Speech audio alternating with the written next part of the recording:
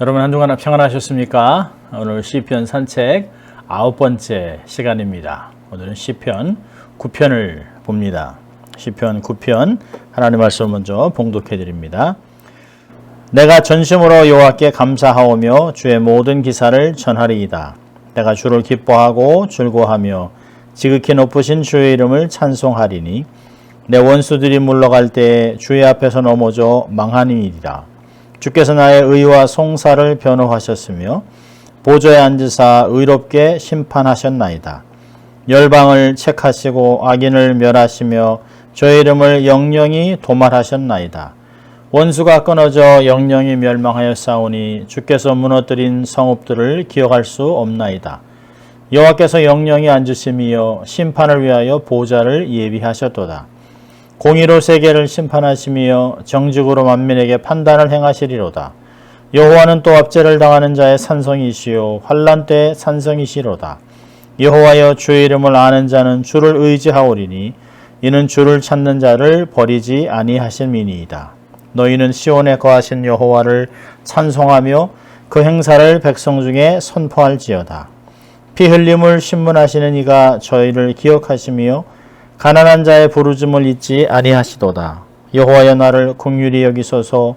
나를 사망의 문에서 일으키시는 주여 미워하는 자에게 받는 나의 권고를 보소서. 그리하시면 내가 주의 찬송을 다 전할 것이요 딸 같은 시온의 문에서 주의 구원을 기뻐하리이다. 열방은 자기가 판 구덩이에 빠짐이며 그 숨긴 구물에 자기 발이 걸렸도다. 여호와께서 자기를 알게 하사 심판을 행하셨으며 악인은 그 손으로 행한 일에 스스로 얽혔도다. 악인이 음부로 돌아가며 하나님을 잊어버린 모든 열방이 그리하리로다. 궁핍한 자가 항상 잊어버림을 보지 아니하며 가난한 자가 영영히 실망치 아니하리로다.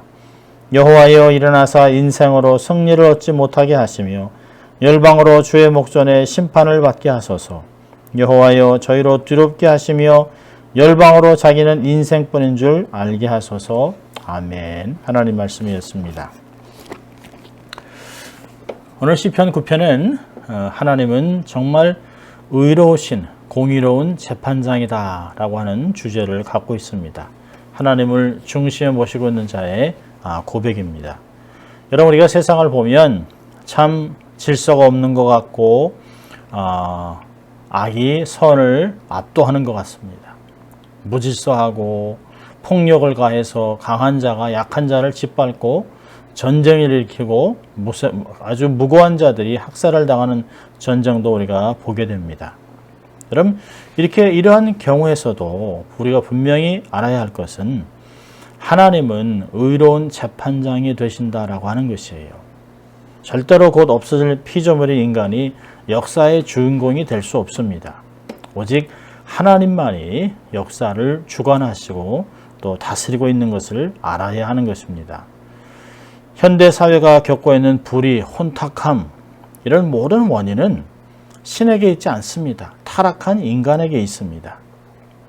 특히 이런 악한 자들이 하나님의 계심을 잊어버리고 일부러 잊어버리고 모든 결과 후에 하나님의 심판이 있다는 것을 불어 잊고 살기 때문에 이런 일이 일어나는 것입니다.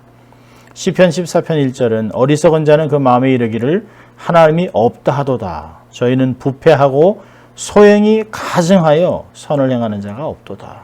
본문도 말하고 있습니다. 하나님이 안 계신다라고 생각을 하니까 세상에서 못할 짓이 없습니다. 자신이 원한다면 자신의 작은 이익을 위해서라면 사람에게 해를 끼치고 폭력을 가하며 죽이기까지 합니다. 보세요. 옛날에 음지에 있던 것들이 이제는 동성애, 수간, 성전환, 트랜스젠더 더 이상 부끄러운 일이 아닙니다. 부끄러워하지 않습니다.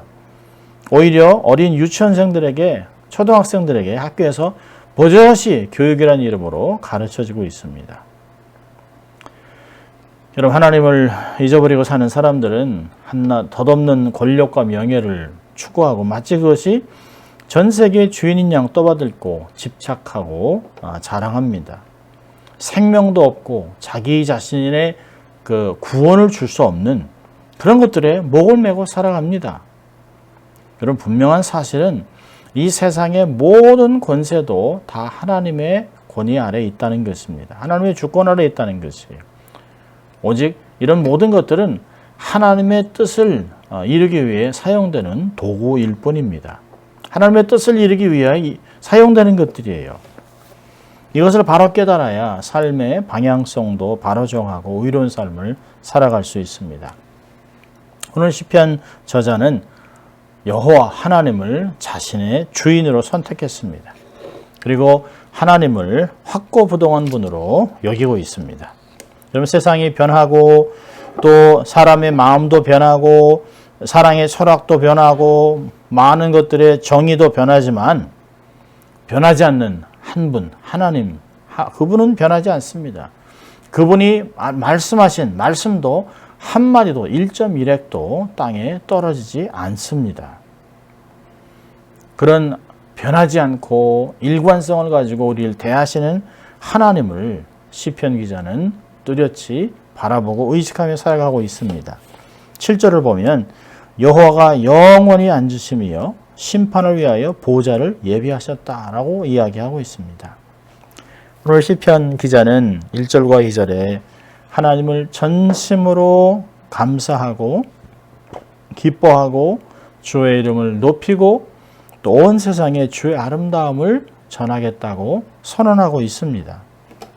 여러분, 삶에서 하나님의 은혜와 사랑을 경험한 사람이라면 하나님께 감사할 수밖에 없습니다. 여러분이 지난주에 보았던 시편 8편에서 보았듯이 나를 향한 생각, 다같이 연약한 안개보다 못한 그런 미물 같은 나를 하나님이 생각하고 하나님의 계획이 너무 놀라워 감사하는 것들을 보았습니다. 하나님은 나보다 나를 더 잘 알고 계세요. 나를 전후좌우 보호하시고 눈동자까지 지켜주시는 그 하나님께 감사할 수밖에 없는 것이죠. 이런 사도 바울은 데살로니가전서 5장 18절에 범사에 감사하라, 이는 그리스도 안에서 우리를 향한 하나님의 뜻이라고 얘기하고 있습니다. 여러분, 하나님의 뜻을 이루고 싶다면 하나님께 범사에 감사하면 됩니다. 여러분, 감사는 저절로 되지 않습니다. 감사라고 하는 땡큐라는 단어는 think라는 단어에서 파생됐습니다. 생각하고 되새기고 또 하나님의 것들을 마음에서 다시 기억할 때 감사가 나는 것입니다. 이런 본 시편에서도 시인은 자신의 삶에 베풀어 주셨던 하나님의 은혜를 기억하고 있습니다. 그러면서 감사하는 것이에요. 5절을 보니까 하나님이 원수를 물리쳐 주셨습니다. 7절과 8절에는 하나님이 공의로 심판하십니다. 또 9절에는 압제당하는 자의 피난처 산성이 되어 주셨습니다. 또 10절에는 주를 찾는 자를 결코 버리지 않으시기 때문에 감사하는 것입니다. 요한복음 14장 18절에서도 예수님이 내가 너희를 고아와 같이 버려두지 아니하고 너에게로 다시 돌아오겠다, 두려워하지 말라라고 말씀하셨습니다. 주를 찾는 자에게는 상 주시님을 믿으라라고 히브리서 11장 6절이 얘기하고 있습니다. 아멘. 하나님은 우리의 삶에 곁에 계시고 항상 함께 하시고 도우시고 다시 자신을 찾는 자에게 상을 주시는, 기도를 응답하시는 좋은 하나님이십니다. 그렇기 때문에 우리가 선을 행하다가 낙심하지 말아야 합니다. 여러분, 바르게 살고 거룩하게 성실하게 진실하게 삶을 살다 보면 왠지 뒤처지는 것 같아요. 정직하면 손해보는 것 같습니다. 그러나 그렇지 않습니다.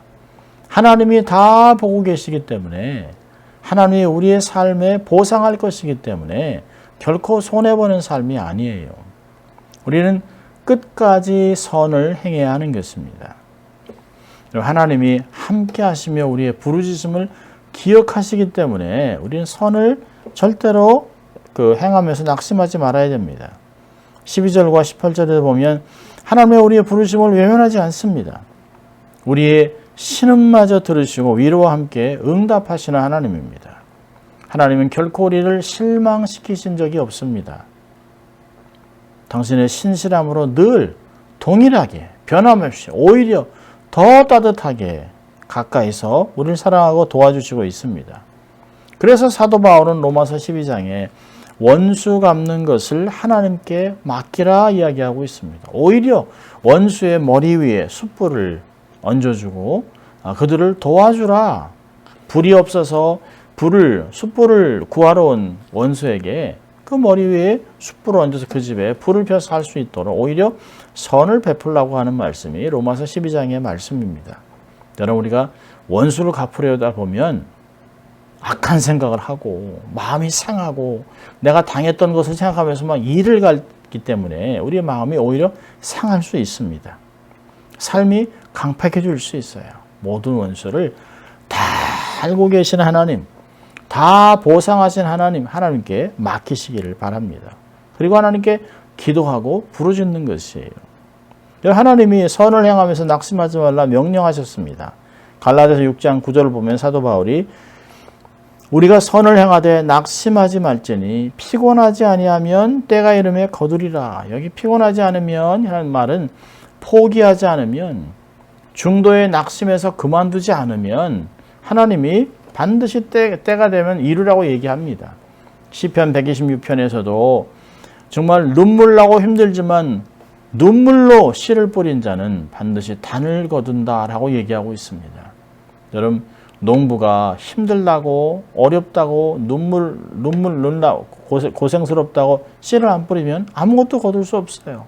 비록 낙심되는 상황이고 힘들고 어렵고 손해본 것 같은 동에서도 끊임없이 씨를 뿌리고 진리의 씨를 뿌리고 성실하게 삶을 살아간다면 결국에는 기쁨의 단을 거두게 되는 것입니다.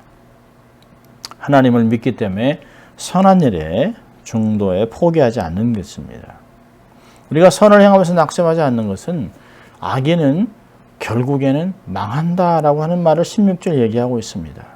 여러분, 악에서 돌이키지 않고 계속 강팍하게 삶을 살아간다면 결국에는 망할 수밖에 없습니다. 자신들이 의인들을 올가매기 위해서 준비한, 또 빠뜨리기 위해서 준비한 웅덩이, 이런 그물에 스스로 걸리고 빠지게 되어 있습니다. 자승자박하는 것이에요. 자기가 판 것에 자기가 빠져 죽게 되어 있습니다. 여러분, 그런 걸 보면 결국을 모르고 결과를 모르고 마치 지금 있는 현세가 모든 것이 그냥 삶을 살아가고 하나님의 구원을 거부하고 이 땅에 있는 모든 것만 누리고 집착하는 사람들을 보면 오히려 불쌍해 보입니다. 내세가 있는데, 영원한 것이 있는데, 여기 있는 것은 다 지나가는 것이고 하나님이 바람 한번 훅 불면 건강도 무너지고 갖고 있는 재물도 명예도 다 날아갈 것인데 저렇게 집착하는 것을 보면 얼마나 불쌍한지 모릅니다. 정말 불쌍한 것은 죽은 후에 지옥을 가는 인생이 돼 영원히 지옥불에서 고통당하는 것이에요. 그래서 그들에게 복음을 전하고 아무쪼록 우리의 선을 통하여 그들이 마지막 때에 하나님 보고 영광을 돌리게 됨이라 라고 하는 베드로전서 1장 말씀과 또 빛과 소금의 삶을 살라고 하신 말씀을 우리는 기억해야 할 것입니다. 여러분, 이렇게 선을 행하면서 잊지 말아야 될 것은 구체적으로 기도하는 것을 쉬지 않는 것입니다. 하나님이 하실 걸 믿습니다. 그럼에도 불구하고 우리는 기도해야 합니다. 하나님의 사람들이 결국에는 선을 이기고 결국은 축복을 받고 결국에는 하나님의 뜻을 이루지만 알더라도 그래도 우리는 기도해야 합니다. 왜? 지금 지나가는 고난의 때가 있기 때문에 그런 것입니다. 모든 것을 다 알 수 없기 때문입니다. 하나님께 구체적으로 간구해야 됩니다. 13절을 보면 상황을 하나님께 구체적으로 아뢰습니다. 하나님이 다 보고 아시지만 마음을 토설하고 쏟아내고 있습니다. 물을 붓듯이 하나님께 토설하는, 마치 한나가 하나님 앞에 토설, 샤파크라고 하는 물을 붓는 것 같이 하나님께 토설했을 때 하나님이 응답을 경험한 것을 볼 수 있습니다. 또 하나님이 역사하도록 범사에 하나님이 인정하고 의지해야 합니다. 잠언서 3장 6절을 보면 너는 범사에 그를 인정하라. 그리하면 내 길을 지도하시리라. 역사를 주관하시는 하나님을 신뢰해야 합니다. 내 방법, 내 뜻이 중요한 것이 아니에요. 그래서 결코 하나님의 뜻을 찾는 사람들은 내 방법, 인위적인 방법으로 해결하지 않습니다. 여러분, 내 방법으로 해결하다가 오히려 문제가 더 꼬여서 헤어나오지 못하는 복잡한 상황에 놓일 때도 있습니다. 하나님이 하나님 되게 하십시오. 하나님이 모든 것을 해결하도록 하세요. 풍전등화의 순간에서 하나님께 간절히 기도했던 여호사밧의 기도도 우리가 드리는 기도와 같습니다. 역대하 20장 12절 보니까 우리 하나님이여 저희를 징벌하지 아니하시나이까 우리를 치러오는 이 큰 무리를 우리가 대적할 능력이 없고 어떻게 할 줄도 알지 못하고 오직 주만 바라보니이다 하고 기도했습니다. 하나님, 이 상황에서 내가 도저히 내 방법으로는 해결할 길이 없습니다. 능력도 없습니다. 그저 하나님만 바라봅니다. 하나님 나를 도와주시옵소서. 우리가 잘 아는 주여를 외치는 것이에요. 그런데 하나님이 그에게 기적을 베풀어서 결국은 승리하게 합니다. 다른 왕들과 같이 이웃 강대국에 뇌물을 주고 도움을 구하는 어리석은 행동을 하지 않았습니다. 하나님 앞에 기도하여 정면 돌파를 한 것이죠.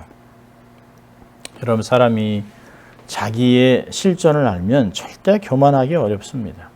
먼지 같은 존재, 깨어지기 쉬운 질그릇, 풀, 안개 같다라고 성경은 이야기합니다. 하나님을 의지해야, 그래야 길을 잃지 않고 살아갈 수 있습니다. 여러분, 우리는 다 양 같아서 각기 제 갈 길로 가요. 목자의 음성을 듣는 게 어떤 면에서 우리의 교만 때문에 듣기 싫어하는 그런 마음이 있습니다. 목자가 아무리 불러도 내 방식대로 삶을 살고 싶어요. 그러다가 고난이 오면 매 하고 도와달라고 부르질 수밖에 없는 것이에요. 다 양 같아서 각기 제 갈 길로 가고 실족하지만 그 환난 속에서 부르짖으면 하나님이 들으시고 응답하시는 것을 경험할 수 있어요. 여러분, 고린도후서 6장 8절부터 10절까지 보면 나타난 현생과 그리스도 안의 실체를 발견한 바울을 이야기합니다. 영광과 욕됨으로 말미암으며 악한 이름과 아름다운 이름으로 말미암으며 우리가 속이는 자 같으나 참되고 무명한 자 같으나 유명한 자요 죽은 자 같으나 보라 우리가 살고 징계를 받는 자 같으나 중임을 당치 아니하고 근심하는 자 같으나 항상 기뻐하고 가난한 자 같으나 많은 사람을 부욕해 하고 아무것도 없는 자 같으나 모든 것을 가진 자로다. 아멘. 우리는 하나님이 우리와 함께 하세요. 하나님의 신인 성령님이 우리의 내면 안에서 우리와 함께 탄식하며 기도하고 있습니다. 진리를 가리키고 있습니다. 성자 하나님은 하늘의 보좌에 앉으셔서 우리를 위해 계속 중보하고 계십니다. 성삼위일체 하나님 우리를 도우시고 있기 때문에 우리는 이 세상의 모든 것을 가진 것이에요. 물론 우리가 돈이나 재물이나 명예나 모든 것을 갖지는 않았지만 영적인 구원에 이르는 모든 것을 갖고 있는 사람입니다. 여러분, 모든 것을 아시는 전능하신 하나님, 공평과 정의를 이루시는 심판관 되시는 하나님께 모든 것을 맡기십시오.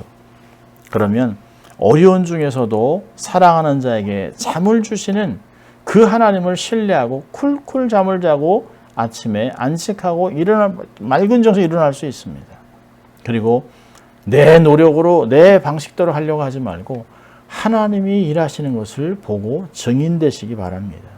그리고 하나님께 영광 돌리는 매 순간을 선한 것을 기회를 삼아 하나님께 영광 돌리는 여러분 될 수 있기를 주의 이름으로 축원합니다. 기도하겠습니다. 하나님 아버지 감사합니다. 세상은 정말 하나님을 거부하고 또 하나님을 부인하고 또 자기 마음대로 삶을 살아가는 미치광이 같은 사람들이 얼마나 많은지 모릅니다. 세상은 미쳐 돌아가는 것 같지만 그래도 하나님은 보좌에 좌정하시고 온 땅을 당신 뜻대로 당신의 시간 안에 모든 것을 통치하고 다스리는 것을 우리는 믿습니다. 결국에는 하나님이 큰 영광을 거두시고 모든 것을 판결하실 것을 우리가 믿기 때문에 최선을 다하고 삶을 살아가게 하시고 낙심하지 않게 도우시고 오늘도 우리와 함께 하시는 하나님과 동행하는 저희들이 될 수 있도록 하나님 축복하여 주시옵소서. 감사하고 예수님 이름으로 기도합니다. 아멘. 한 주간도 공의로우신 심판장 되시는 하나님을 신뢰하고 성령의 인도하심을 따라 거룩한 길을 걷는 여러분 될 수 있기를 주의 이름으로 축원합니다. 사랑하고 축복합니다.